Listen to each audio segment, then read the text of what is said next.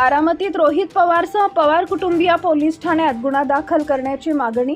दिवंगत उपमुख्यमंत्री अजित पवार यांचा विमान अपघातात दुर्दैवी मृत्यू झाल्याच्या पार्श्वभूमीवर आमदार रोहित पवार, योगेंद्र पवार आणि राजेंद्र पवार बारामती तालुका पोलीस ठाण्यात गुन्हा दाखल करण्याच्या मागणीसाठी दाखल झाले. पोलीस ठाण्यात ते पोलीस अधिकाऱ्यांशी चर्चा करतायत. या पार्श्वभूमीवर मोठ्या संख्येने कार्यकर्त्यांनी पोलीस ठाण्यात गर्दी केली आहे. गुन्हा दाखल करण्याच्या मागणीसाठी बारामतीतील वकीलही मोठ्या संख्येने उपस्थित आहेत. पोलीस अधिकारी आणि रोहित पवार गुन्हा दाखल करण्यासंदर्भात चर्चा करत आहेत. जाऊन आला तो दिल्लीत येऊन बसला. सीआयडी त्याला अजून नाही बोलवलं. व्हीके सिंग जो मालक आहे त्याला अजूनपर्यंत बोलवलं नाही. त्याच्यावर मेंटेनन्स करणारा महाराष्ट्रात बसणारा जो त्यांचा माणूस आहे त्यालाही अजून बोलवलं नाही. सीसीटीव्ही बद्दल फक्त इथले गोळा केले त्यांनी आम्हाला कळालं. त्यानंतर तिथं जो जे दोन येणार होते कॅप्टन पायलट ते अचानक कॅन्सल झाले. का झाले त्यांना अजूनपर्यंत बोलवलं नाही. त्यांना नोटीस नाही. आणि डीजीसीच्या कोणत्या अधिकाऱ्यांनी मंजुरी दिली याला? आणि हे आमच्या लेवलला आम्हाला कळलेलं माहिती. आता पब्लिकला तर काहीच माहित नाही.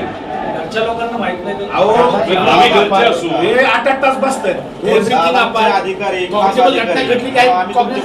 गव्हर्नमेंट प्रेझेंटेशन दिल्लीत दाखवले, मुंबईत दाखवले, ते मोगम नाही साहेब. आणि ठीक आहे मी प्रेझेंटेशन केलं, चुका केल्या मला काउंटर पण केलं. साहेब आमचा सीआयडीला द्या ना. तुमच्यावर काय करस्पॉन्डिंग झाला का साहेब सीआयडीचा?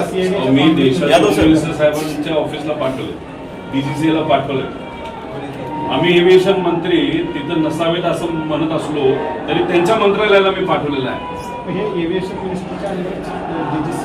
त्याला VSR कंपनी जी आहे त्याचे आणि त्या डीजीसी जी पार्टी आहे त्याचे जे प्रमुख आहे त्यांचं कमर्शियल रिलेशनशिप आहे.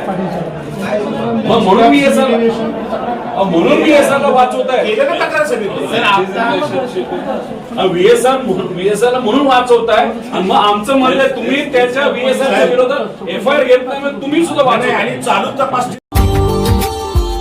Subscribe now and press the bell icon.